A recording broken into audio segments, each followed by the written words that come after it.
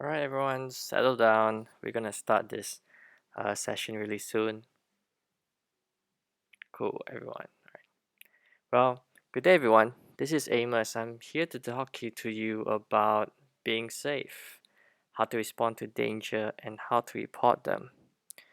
The reason that upper management has asked that we do a discussion on this topic because there's a high influx of incidents in the kitchen area, and as everyone knows that there's a lot of risk that comes in working in this area, specifically in the kitchen area.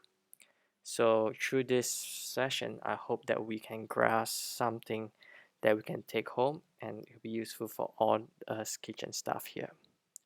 Well, not to worry if any of you are not here present today. We can always have this thing recorded, and you can always play it back and listen to it whenever you feel like it. And that's one of the perks of this session. All right, let's go to the next slide. Well, basically, this content of the presentation will cover a few topics which the management has asked me to look over and cover and explain to you guys. The outcome of the risk management is one of the areas covered, followed by some of the hazardous area, which in basic language is just seeing what's harmful in our working environment and to assess and to associate risks in our job. And that's just basically trying to think and consider what is safe to do whenever we work in our practice. In the following day, another topic we cover is how to use appropriate PPE or just protective equipment.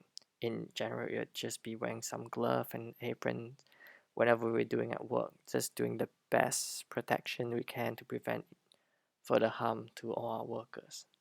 So in this case, we just need to know the importance also of how to communicate with staff and management. Basically, just keeping everyone informed about the things that we're doing. Followed by that, we need to have record keeping, which is part of the new system we're trying out to make sure everyone keeps up to date and share wherever that happens. Basically, if we report these incidents, it helps the management to assess the risks and all that's happening in the kitchen. All right, let's go to the next one. Here is the outcome of the last risk assessment. Basically, it's a very complicated paperwork. I went through it myself, and I'm not here to bore you down with statistics and results and all this. So what I did is basically just go onto the summary page, pull out what's important, and place these facts before you guys. So basically, from the last risk assessment we've done, we find that there are strong strengths in this workplace. First of all, there is a strong supportive work culture that is important to get around, especially when we want to make sure we get on top of risk. And even in that incident where one of our employees were injured, um, the kitchen hand staff was able to respond to the aid a fellow worker as needed. Now, I think that's very important because as we can do that, that's definitely a benefit for our people working in the kitchen. So I believe that yes, definitely a quick response and providing first aid is essential in a working environment that can lead to many accidents.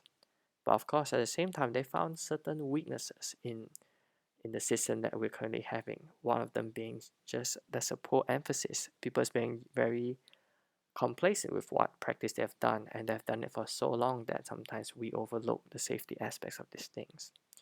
And clearly, even as we know that in the kitchen, we are always focused on completing tasks that's at hand, that we miss the important element of having good communication among among staff, among the head chef, the chef, even the waiters and cleaners, because we work as a team. It's important to bring that point across, and therefore I think this is an emphasis that I want to emphasize for us to improve, and that the kitchen team can really bring everyone up to speed.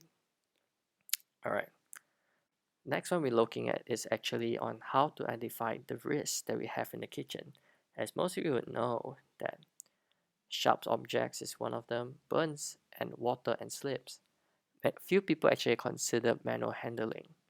What is manual handling? Manual handling could be just trying to take out heavy load that initially could not always be done when you're in a rush, and then you overlook that, and it results in back injury. And on a long-term basis, it has a pretty bad outcome for people and our staff. Some of our staff, which we know, has gone through hasn't take time off because of the excessive lifting from stuff from the floor, moving vegetables, and during the rush of running a kitchen, these things becomes a prominent problem, especially when you're forced to do something quickly. Hence, we're trying to have better education on this and to minimize more injuries to our staff as well. Generally, slips, falls are things that's common, but it should not happen. And that's why we're trying to keep all these things, the risks that can happen, sharps handling, burns from grill, oil spillage, and even faulty equipment, which we tend to overlook at times. I think it's important that each of us are aware to pick up these things and be able to respond and identify the potential hazards and all these things. Right. Moving to the next one. We want to be able to identify this risk. Why? Because it prevents accidents.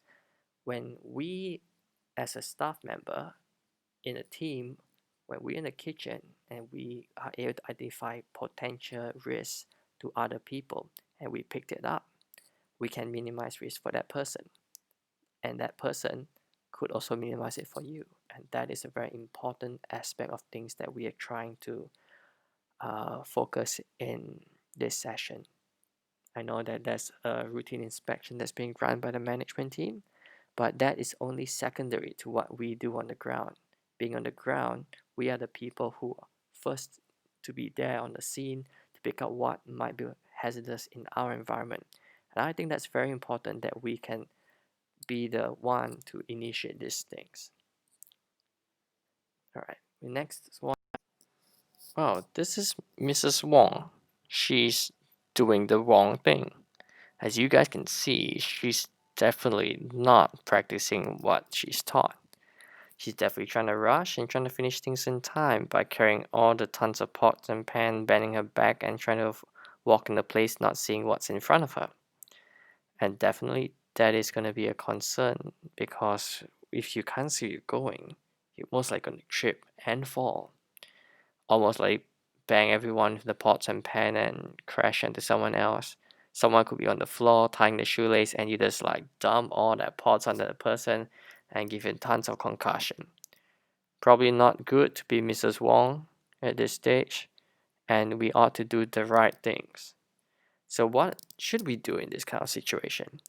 We need to be able to reflect on the things that we do. Are we doing the best for someone else? Are we doing because we think this is right? Or have we ever taken time to consider actions that we do? Could we put someone at risk because of our actions? It could be just because we think we need to do things quickly. So on my thought, I think that it's very important for us to consider the view of others and how other people could be affected by our poor judgment in things that we do. So clearly in that stand, I think that this is just something that we should not overlook. If we find there's bad practices in the workplace, we ought to report it or at least speak to the person. And if you think that you do not have the authority to do so, come and speak to any one of us and we'll be able to help you in this quiet. It might be anonymous, but if you have to, you will not be fired for doing a good thing. It might cause tension in the thing, but I think that's why we ought to be open and transparent to share what is what seniors and experienced staff is there for, to assess what people are doing and assist them with what is needed in guiding new employees to the right direction. Right, so prepare for this one. We got a video coming up about an accident, and just have a view and see what you think of this. Whoops, man. Oh, that's like sudden. You did barely missed it if you didn't really catch that. So what? Did some of you guys laughing in the back there? This is not a joke, buddies. 10 demerit points for you in the front for laughing. This is no joke, and you shouldn't laugh when someone happens. If that happened to you, what would you think of that? Well, sorry, you guys missed the full stage. Yeah, gone by pretty quick. You can definitely replay that, and you can have a look again and see what you could have missed and see what happened. It's just pretty quick how everything falls out of place. Right, here we go.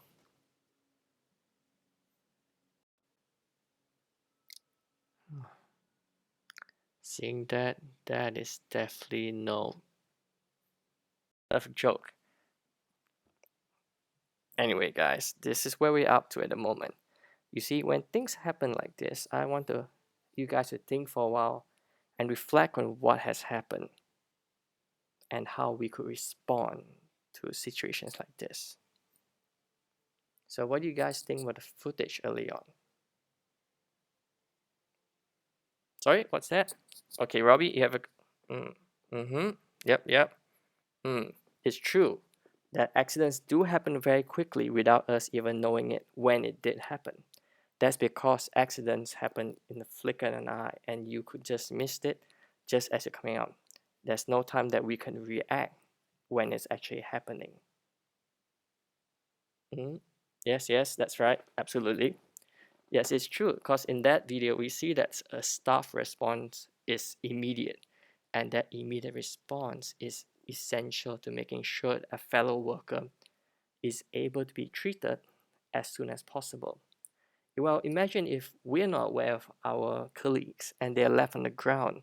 What could have happened on that time where they are just left there on the ground? They could be hurt, they could be on boiling oil and deep fried until tomorrow morning. Those things are not pleasant experience, and when we are in that place, we wouldn't want to be the one on the ground left alone. And that's why it's important that we look out for fellow workers as well. So as we cover the next topic, it's important for us to realize what risk we are associated with working in this environment. Common things from slip and falls, if you've seen from the video, could result from a head concussion. You could result in burns from pans and grill and even oil spills, especially when you're carrying something that heavy. And taking out something that heavy when you're in a rush can result in back injuries, as we mentioned in manual handling. These are things that's important that we look after ourselves. Consider strains and sprains when we're actually trying to lift something really heavy from the ground. We'll talk more about those things and how we can take measures into this thing. But I would like you guys to look into these things, especially in work exhaustion and fatigue, which makes you very tired and you don't realize that your concentration is not there. These are things that will lead you to a road of collisions with your staff. You could be just walking into people, banging into things, and what happens if you run into the deep fryer?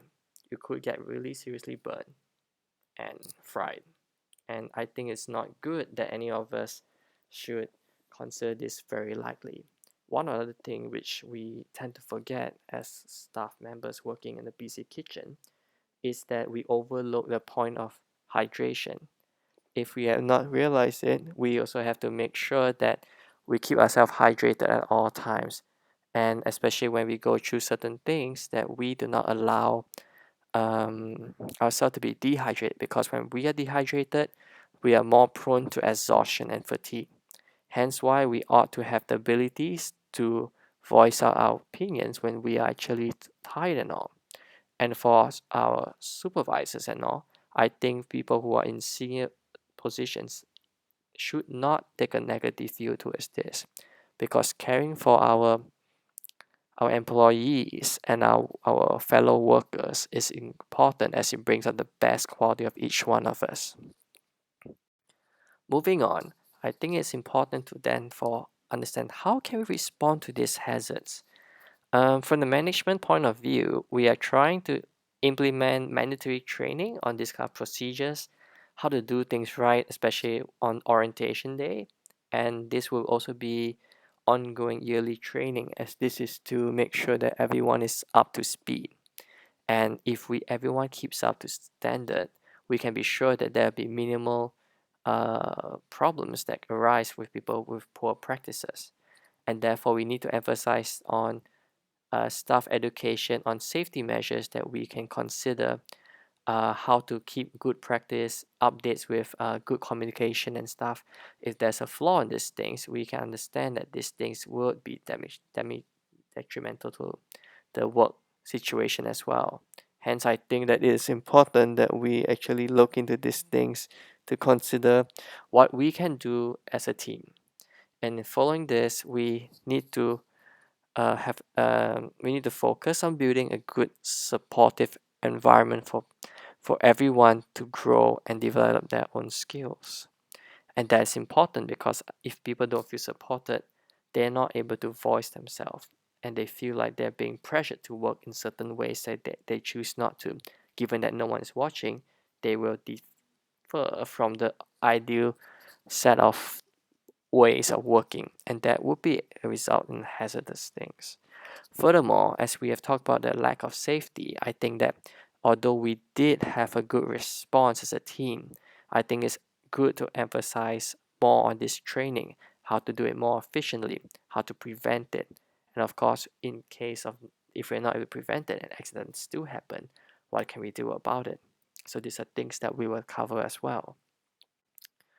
Okay, looking to initiative and prevention towards risk. If you think of manual handling, there are things that we can do. We can use trolleys, even a lifting team. If let's say you're carrying something that's really heavy and you're not able to manage on your own, as a team member, get someone along with you and help. Allow them to give you a hand in this thing. Being able to do it on your own doesn't prove that you are great or having a great ability of being the head of the thing, because a team means that you work together with someone else, and as a team we assist each other. And these kind of things though, especially on the cleaner side of things, cleaners do routine cleaning for certain spillage on the ground, but if you see a spillage you ought to clean it too, because you never know if someone else leaves it to you and you fall on that one. At certain points you do it for someone and someone else does it for you. It's a give and take kind of situation. And I understand that there's also sharps as being taken into account as well, because sharp injuries are the most common thing that happen. People getting cut and stuff. But people who are quite in the profession, they are quite well versed with knife handling and stuff. But this is more for kitchen hand who are not well versed with using the knife, and they result in poor handling that will result in cut. To prevent this, we're hoping to get someone to do some training, even mentoring things that could help them out. I think these are important things that we could minimize this risk. And on the aspects of handling things like a deep fryer, I think that it is important that people use heat resistant safety mittens, because these things reduces the chance of you burning yourself, especially when you're using cast iron. And sometimes the heat being left on the stove for too long shuts meat through and results in getting burnt. Because in busy rush hours when we're trying to get something done, we tend to not look at this. And keeping a good practice ensures that we do not fall into the same mistakes. Next is, of course, equipment inspection. Not many of us know how to inspect an equipment, but hence why we get a team of service management, web services, all these equipments. But they will not be able to tell if there's a problem unless someone identifies it. A routine inspection could come once every 6 months or every 2 months. But what if they did a check and the following day there's a breakdown, there's a leakage, and it was not aware? Hence, all staff members should be able to pick up if something is wrong. If you've been wiping the floor and it does not dry, that means there's a leak somewhere. Take time after the end of the shift to inspect, to look after things and see if there was a problem in this kind of situation. Yep, moving on, we have using appropriate protective equipment. What does that mean for every one of us?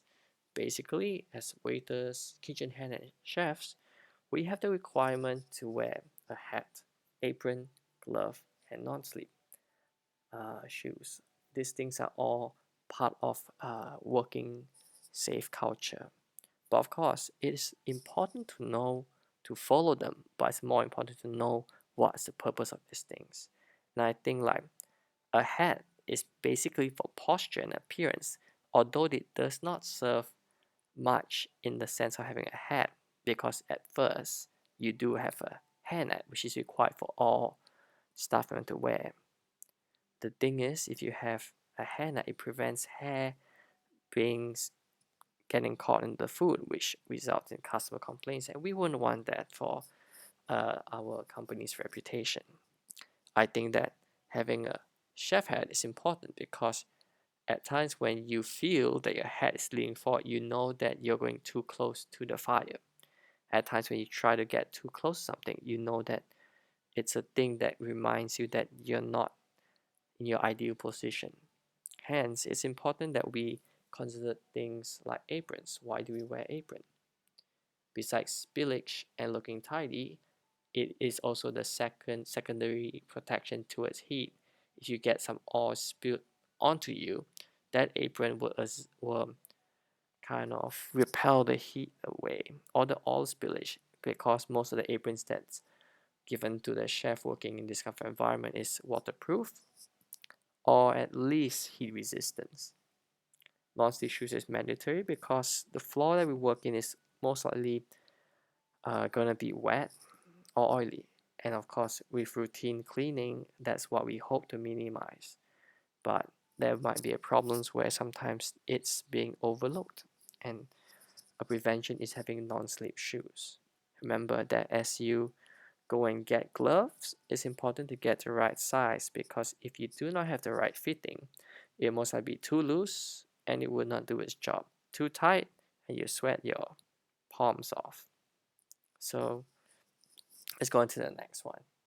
The next one is more towards cleaners and after hours cleanup. What's the real difference? It's goggles and long sleeve glove.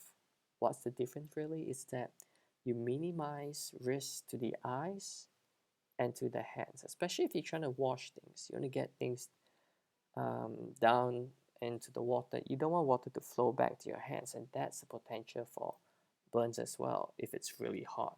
And if it's oil that you're trying to pour away, get one of these gloves because they add as protection to your hands. As much as you can get something to repel it, the question is, should you or would you? The question is, you definitely should. And you would have to do it too anyway, because if it's your safety and you don't abide by it, how can we help you in that sense? That's why good measures is given. It's up to you guys to follow it up. So as we covered that topic, we want to now focus more on the communication between staff members, as it's important to build this supportive environment. Key to this is good communication. Without communication, how can you build trust within a workplace? With trust, you can trust that someone's doing their job. And if you have poor understanding, communicate, because it builds on that emphasis of understanding and getting things done spontaneously. Never fear that people look down on you, but fear that you do not know after working for so long. If you're new, ask. If there's a new equipment, ask, because the only thing that you can be looked down on is not being to do the things that you're supposed to know. That's why we always emphasize that you seek and ask for help as you need it, because if someone else is not trying to help you and you find that there's challenges with the head chef or something, come and talk to us. We're always there for you. We believe that even I may not be working in the kitchen all the time, but I have colleagues who I've worked with for many years, and they are able to relay these messages down and across, and we can get things going from there. The next one is really management, because at times we feel that the management is never always there for us. They come in, check our stuff, make sure we're up to scratch, but they never really stay there for enough time to emphasize on what they want, but they come and check and leave. But so that's the things we're trying to fix in the moment. We're trying to repair this kind of misunderstanding, miscommunication between management and kitchen staff, because they may not know what we're doing, neither do we know about what they're doing. But so a brief understanding of what they do is basically they look at the reports of things that happen in the kitchen, and by that they help to improve this kind of thing. And we need to report this thing, because if we report to them, they can make changes to the things that we see in place. If let's say the deep fryer is not working, the chefs can buy you a new one. I can't buy a new one either. We don't have the resources. That's why we get it to the management team, who will eventually get the funding and staff to keep it going. They get the checks, and we can run it more smoothly. If the trolley wheel is not working, we report it so that we can get a new one. Why would you want to partially drag it along? If the equipment is not working, it's not working. And that's the challenge at times, is to feel that management is above us. And in this practice that we're doing at the moment, is we try to make sure that everyone has an equal say in it. That means you can talk to the managers as how I can mediate for you as well. But we would like all staff members to be able to speak up to the management. Remember that our feedback to the managers is very important. We are responsible for our safety, and by explaining these things, we can help to improve this thing to the management, and they can do it for us too. So covering the more essential part as well, this thing is the incident form. I know that not many of you like to fill out incident form because it's tedious, and there's so much things you have to remember at the time of the incident. I know that sometimes it's just hard, but we have to remember that if we can fill up this form, it improves the safety of the employees to come, people that will be working in this organization, even for ourselves. If we're working for a couple more years or even a few weeks, things can change in just a couple of weeks too. So I roughly put down a simple task of what to report. So if you look at it, what do we need to report? We need to report who is involved in the accident, what really happened, what did you see, and where did it happen? Is it in the place where accidents has happened before? Is there a leakage somewhere? These kind of things which we can take will make a better impact for whatever is happening. Because after the person has fallen down, there probably might not be any trace left. But if you have witness, you ought to speak up and support the investigation. There's no one's fault if you made a mistake. If the floor is wet, if the mop bucket is a hole, at times you might think that you did it.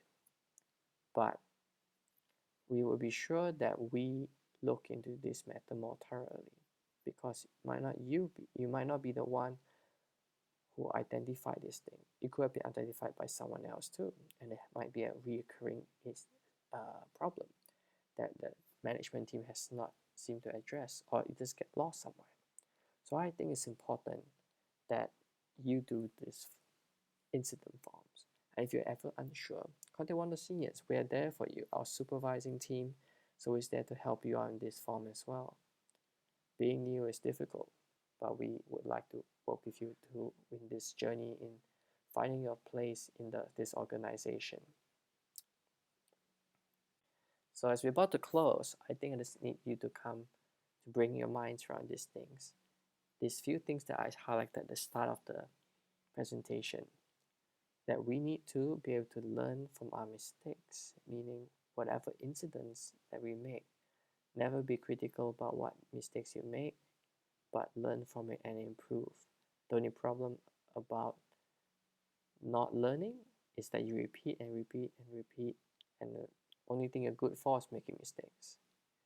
We need to know what can be harmful to us and to other people when we're working, and we have to consider that what we do is safe.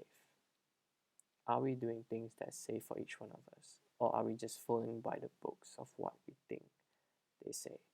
Have you considered what we do? Wear aprons, wear gloves, things that will keep you safe. Why not wear it? If you're lazy and you get injured from it, how can we say anything about that?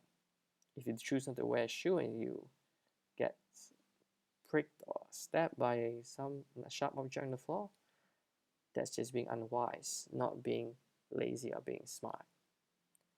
Other than that, keep everyone informed, work as a team, and find that in great numbers, you can overcome small problems. And the bigger the problem, you can overcome greater things. Report all accidents, and, and we will see that what we can do to improve the safety of the work environment. And that's a wrap. We're done for the day and we have completed the whole course. Thank you for being there with us to be able to share in this session. I hope you have learned something and that the feedbacks and the things that's given to you has been really helpful. If you guys have any questions that you'd like to ask me, feel free to stay back after the session and talk to us, or we actually open the floor if anyone has any questions. Don't feel that you are obligated to stay back after this session. Please go if you have to go and things to do. And yeah, before we close this session, just want to give a big shout out to AMA College for allowing me to put this video up for you guys. And if you like this video, please click the like button, but do not subscribe to my channel because I do not post any videos that I do with unless it's requested by AMA. But yes, feel free to drop a comment below if you have any questions. For those viewing online, we will try to get back to you as soon as possible. I get my assistant to serve you out on that stuff, and we hope to see you back at college whenever that's possible. Thank you and have a wonderful day. Thank you.